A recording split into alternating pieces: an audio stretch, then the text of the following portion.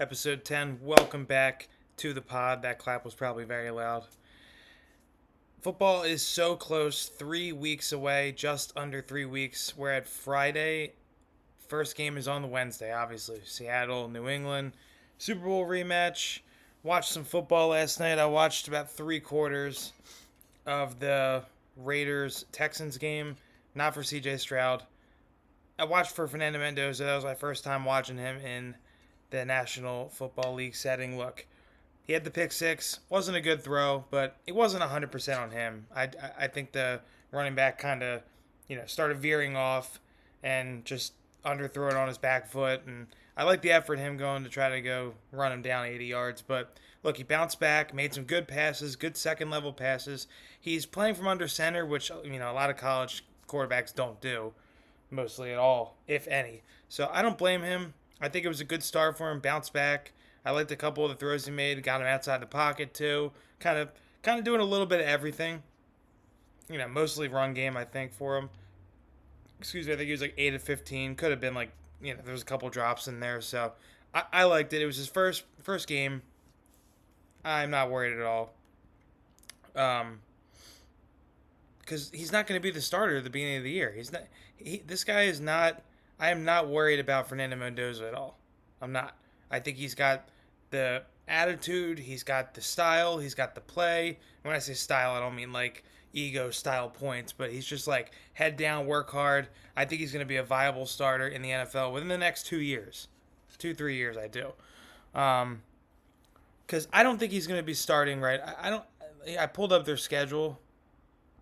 I pulled up the Raiders' schedule, and I don't think he's gonna. So here we go. Let's look at it right here. So we got Miami at LA at New Orleans, Kansas City at New England, and then home against Buffalo and the Rams. I don't think he starts any of these games. Given no injuries to Kirk Cousins, I think the first potential game he starts is Sunday, November 1st at New York. Get him in Met. Well, you know what? Now that I'm thinking about it, that MetLife Stadium, maybe not. But I think around that Jets, San Francisco, maybe you throw them to the Wolves in San Francisco.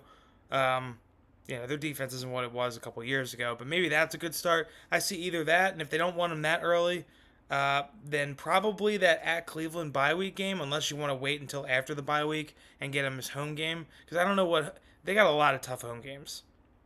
Their home games are really tough. Obviously not really Miami first week of the season, but you got Kansas City, Buffalo, Rams, Seattle.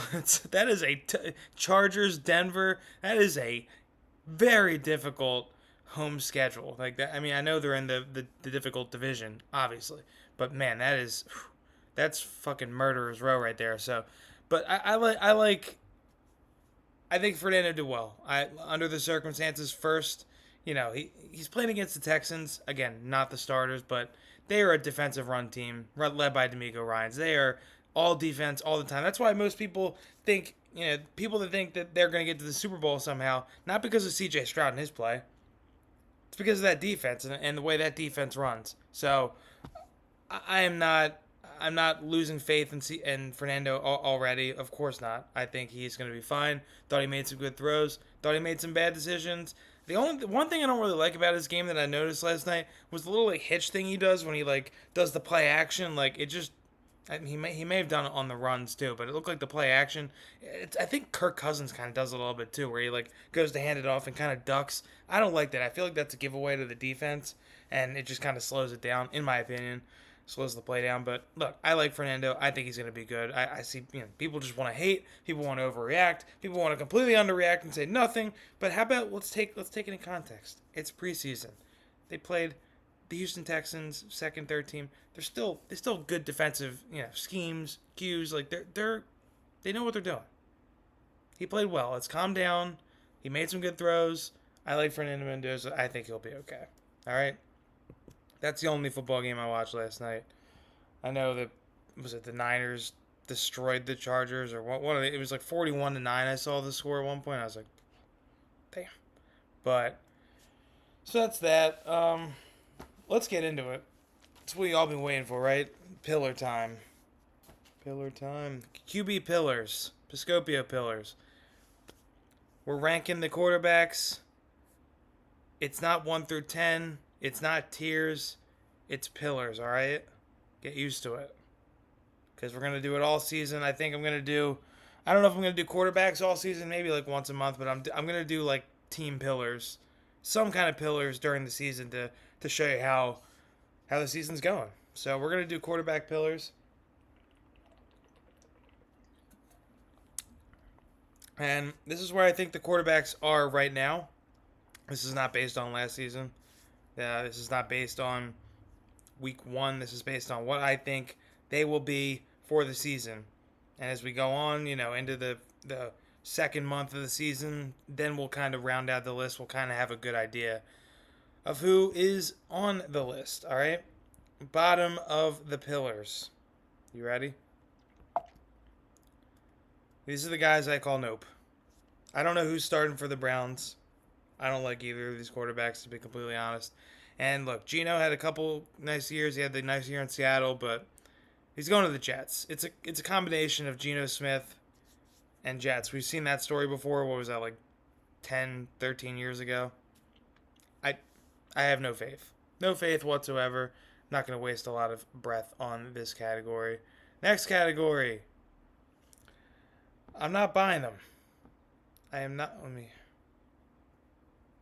All right, we know who the guys are. I'm not buying them. Look, it's a bunch of good backup quarterbacks and a couple guys who are starting that I just look. I don't think they're bad quarterbacks. I just don't trust them. I think once you get to this row and up, I think the quarterback play is so deep in the league. Maybe there's not the exceptional high end guys that there were maybe 3-4 years ago, even 5 years ago, or at least playing like it. But Kirk Cousins going to be a solid backup. As a starter, I'm not really sure anymore. He's okay. I don't trust the Falcons quarterback room. Malik Willis, his cupboard is bare in Miami. We know this. Jacoby Brissett, great backup. He's going to start for the Cardinals again. Who knows what they're going to be. Everyone thinks they're not going to be a good team. Bryce Young, that's where people are going to say, whoa, they made the playoffs last year. They made a good run. They did have a good run. They did.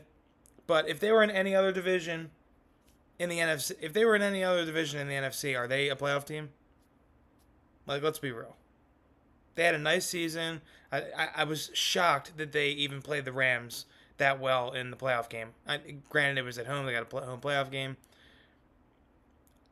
I think Bryce Young kind of comes back to earth, and by the time I'm doing this video next year, it'll have probably a new starting quarterback, if I have to guess. If not, we'll have drafted a guy that's competing with him.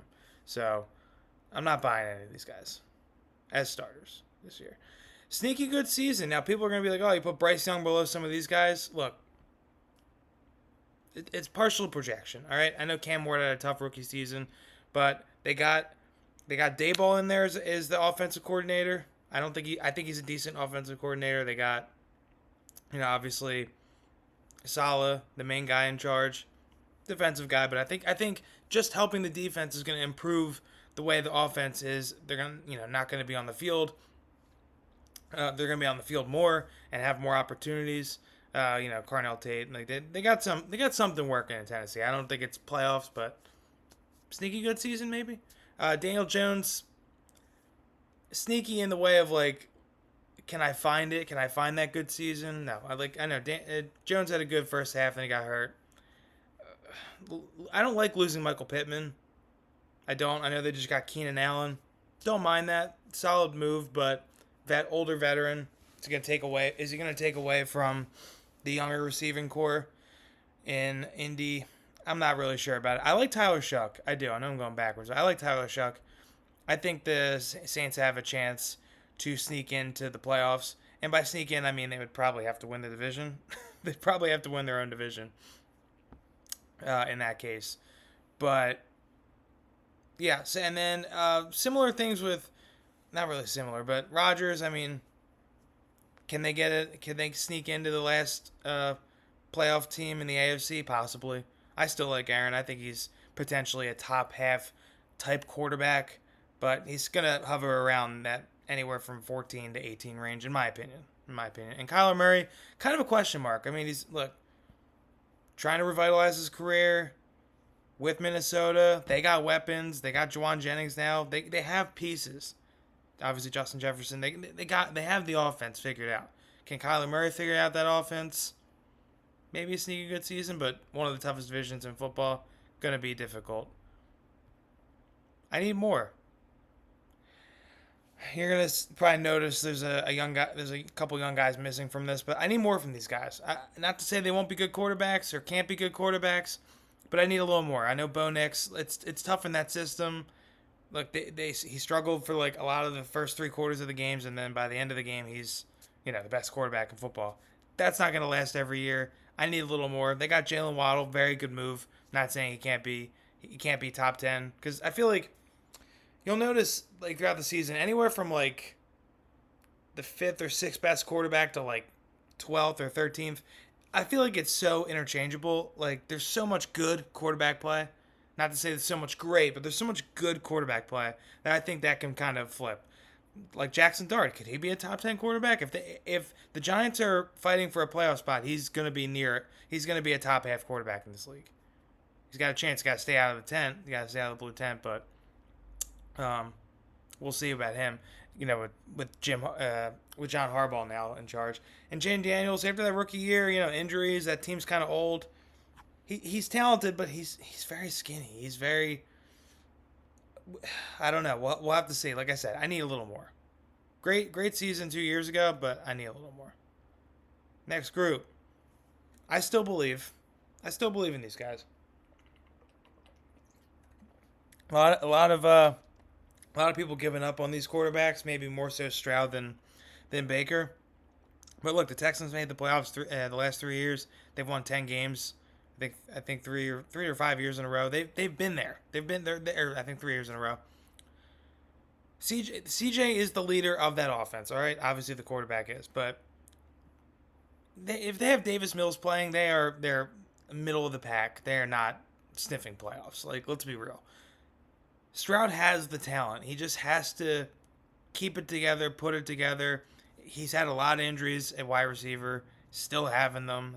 Jaden Higgins out for the year. Is Tank Dell going to stay healthy this year? Nico got to stay on the field. They always have good tight end presence, I feel like. I still believe in CJ Stroud. I still do.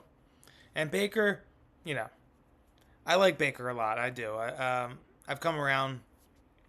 I've come around on Baker maybe like 5 years ago before he got to the Rams on that little stint. I wasn't a huge fan. I thought he was kind of getting hurt, a little too cocky, but he's coming to his own. I do like Baker a lot. He's honestly one of my favorite quarterbacks to watch because he's just a baller. You lose Mike Evans, Godwin's a year older. Obviously, you're getting Ibuka in his second year. Can he stay healthy? I know he's got like an ankle injury. Don't love that. But hey, if Baker can just stay healthy by the time December, January rolls around, the NFC, watch out. Just watch out. But again, not a team thing. I'm not a huge fan of the Bucs as a franchise. All right. Good but overrated. Jordan Love and Brock Purdy. Both really good quarterbacks. One a first-round pick, one the last overall pick. I think Jordan Love was first round. Look, people have Jordan Love as a top 10 quarterback. I do not. I think he has good numbers. I think he is a really good quarterback. But top 10, borderline. I think he's just a bit overrated for what he is. Look, I know he had 4 touchdowns. Was it 4 touchdowns in that playoff game against Chicago? Chicago's defense was terrible last year. They were not good. They were not good. So Jordan Love, good player. They lose Romeo Doubs. They lose Dontavian Wicks. Thinning out on the wide receiver position. I like Matt Golden for a little bit, but is he a number 1 or number 2? I like Tucker Kraft too, but I don't know. And Purdy, look, that team is just so injury prone.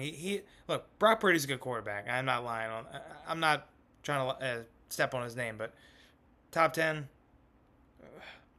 Mac Jones stepped in there, and they did all right. So, I'm not saying Mac Jones is better, but stability. Now we're getting into the meat of the league. I believe this is like just outside top 10.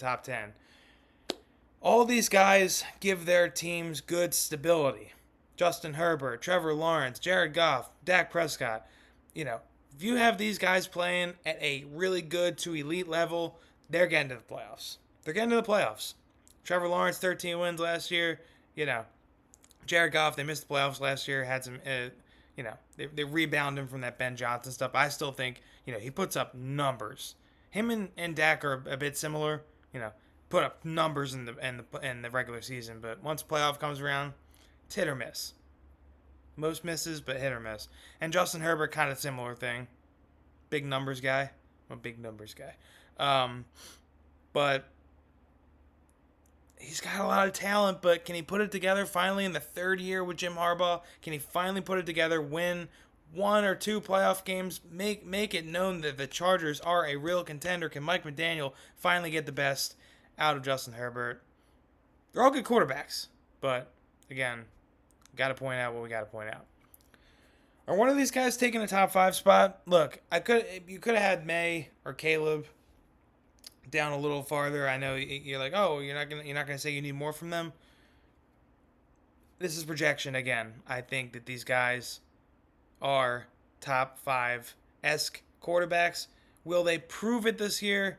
Drake May, obviously, second in MVP, got to the Super Bowl last year. Caleb Williams, won a playoff game on a Hail Mary. Got rid of some of those sacks. He's super talented. These guys are the two best, I think, in their draft class. Will they take a top 5 spot? I think they can. I do think they can. Time will tell. And then, we get up to the interesting category. Too much hate. These guys get too much hate. These are the last two Super Bowl champion quarterbacks. Jalen Hurts, Sam Darnold. Jalen Hurts is not like most quarterbacks in the league. He has had to deal with something that most quarterbacks don't deal with as much as he does. Getting new coordinator after new coordinator after new coordinator after new coordinator. And still gets to the playoffs, wins double digits every year. Yeah, you could say it's a team stat, fine. But he's the leader of that train. Look, losing A.J. Brown, we're going to see, I feel like, early how that's going to affect this team. Sean Mannion in the building now.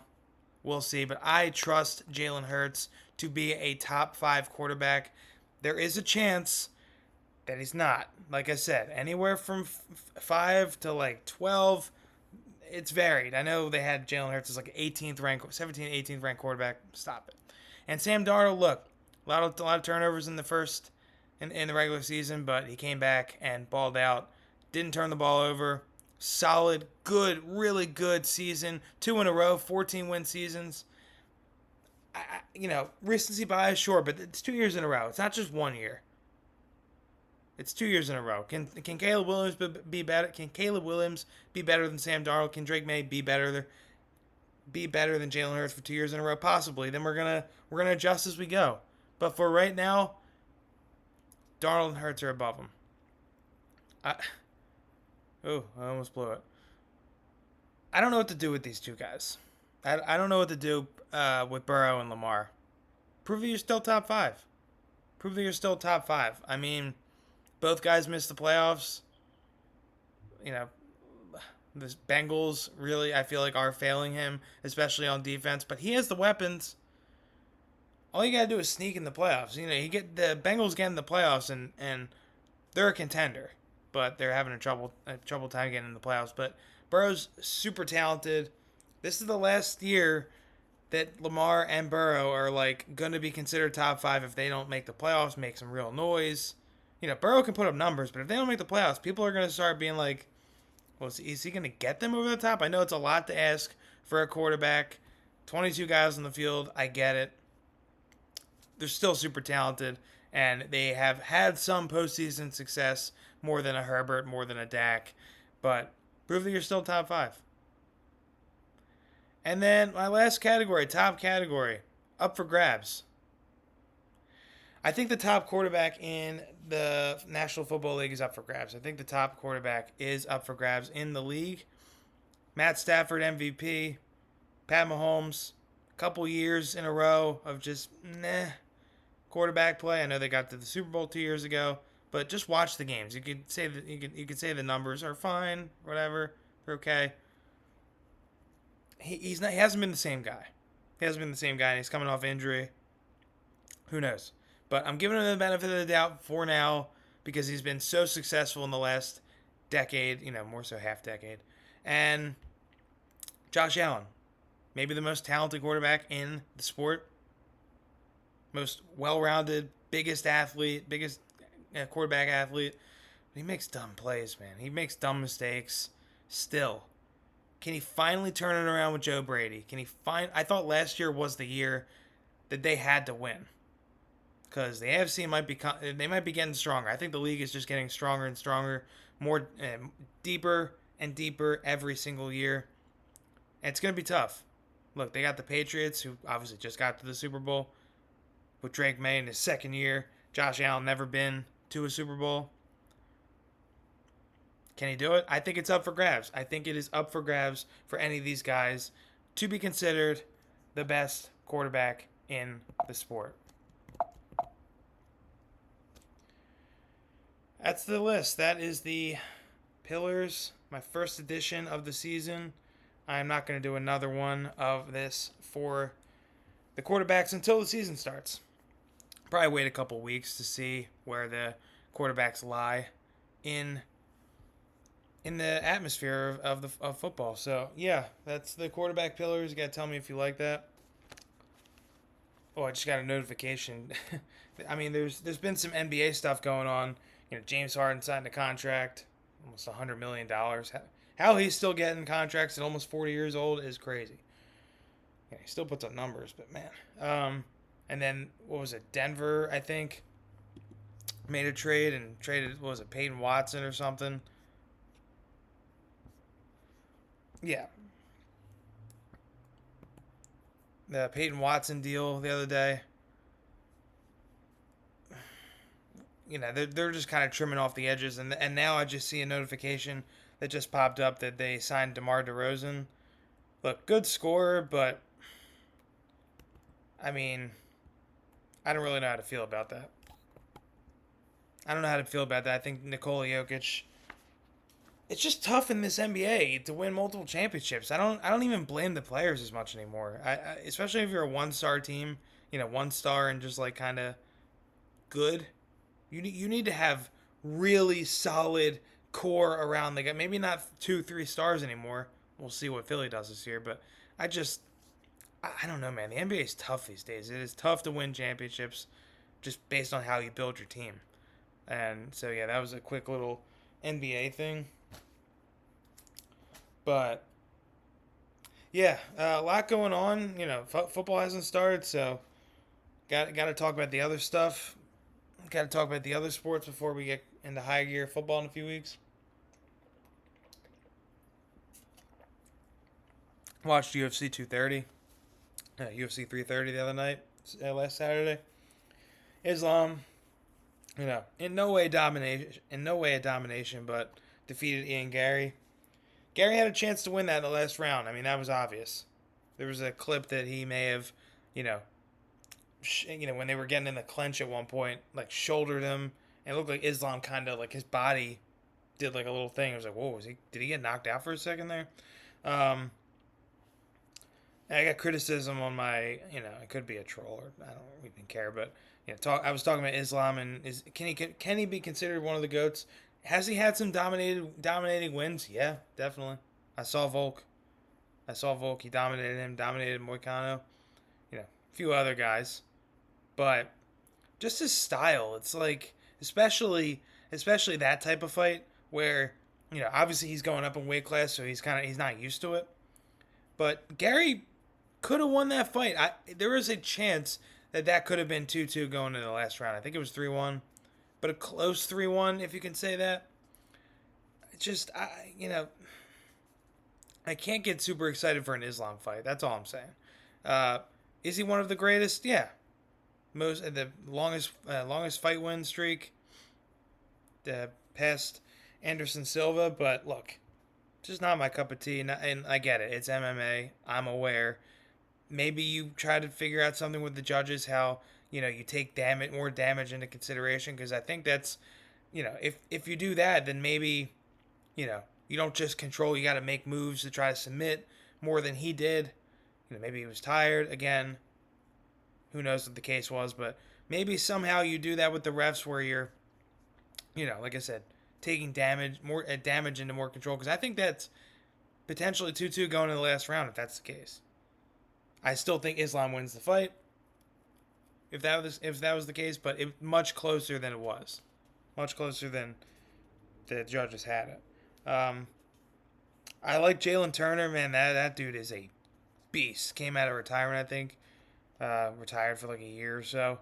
But what I really liked about him was was not his fighting style, but just look. I'm early in my faith still. I'm early in my faith with Jesus Christ and the Lord and Savior. But I really like him and athletes coming out and not being afraid to just say that. That's all I can say. Because I am not as well versed as some other people. I'm trying to get there. But I think it spreads positivity, and also just not just spreading positivity, but spreading the word, spreading what I think is true. Well, again, I'm gonna get hate for that. I don't fucking care. But it's just nice to see more athletes doing that, and he mentioned that in his post fight, and I appreciate that, because not a lot of athletes do, but it's happening more often now, especially, and I like how they get the opportunity at these, with these fights, and yeah, cool to see. But man, he's got some good hands. Whew, he has got some good hands.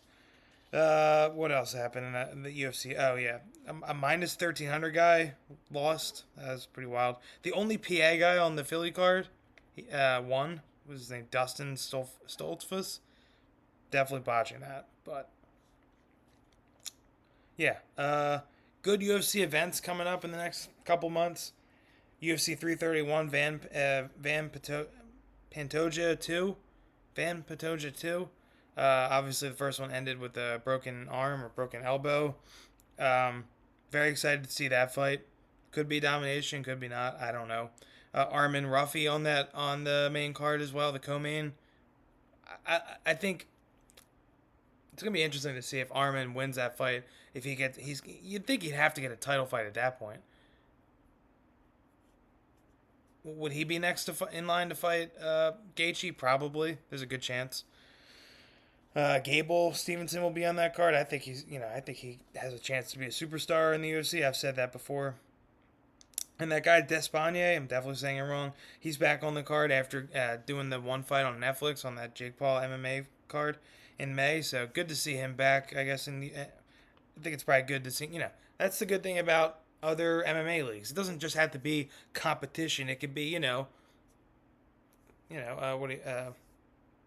to get themselves back into the leagues or get themselves more opportunities.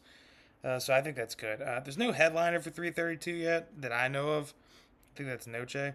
And then UFC 333, Volkan Evlov. I'm definitely botching his name too. Look, I am not a diehard UFC fan. I'm a really big UFC fan. That's what I would describe myself. But I always love to watch Volk fight. One of my favorite fighters of all time. And the co-main is Yan Marab 3. Peter Yan versus Marab. That is in the UAE on October 24th. So yeah, we got LA September 19th, UFC 331, UFC 333 October 24th. Two great cards, I think. Yeah, so a lot of stuff going on. People still freaking out about the Eagles. I don't care. I think they'll be fine. Just give it a couple weeks into the season. And yeah, that's that. What else I got on the plate? Oh yeah, a lot of, maybe one of the last things I'll talk about today. The Padres just got sold too for $3.9 billion. I was just thinking about this. I'm like, it feels like a lot more teams are getting sold or bought out the last year. I wrote them down. The Timberwolves just got, someone bought, the majority stake in, literally I think today or yesterday. So, the Lakers got sold twice in a year. The Celtics I forgot last year around this time. The Padres now. The Seahawks. The Blazers. A lot of teams are getting sold. I don't know if it's, again, I don't know if it's more fishy business going on with that Mark Walters stuff. Just keeps on. Look,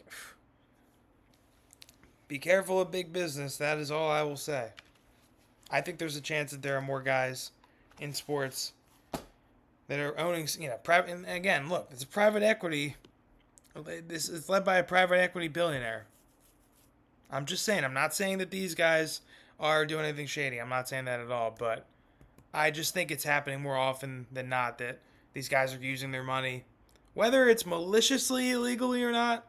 I think it's happening more illegally than we know about. Let's just say. Again, I don't have substantial proof on it.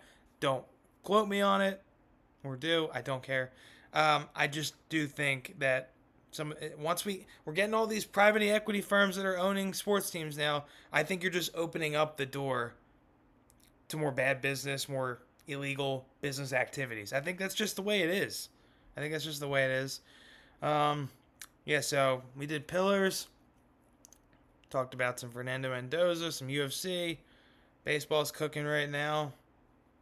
Look, we're getting into the good months of sports. I can't wait. Less than 3 weeks until the NFL starts. I think next week we'll do, my NFL team pillars. And then the following week we will do NFL predictions, playoff predictions. And we are going to be getting into the NFL season sooner than you think. It's less than a month away. Thank you guys so much for listening to episode 10 of the DP Pod. We will be back next week with another episode. Thank you for listening.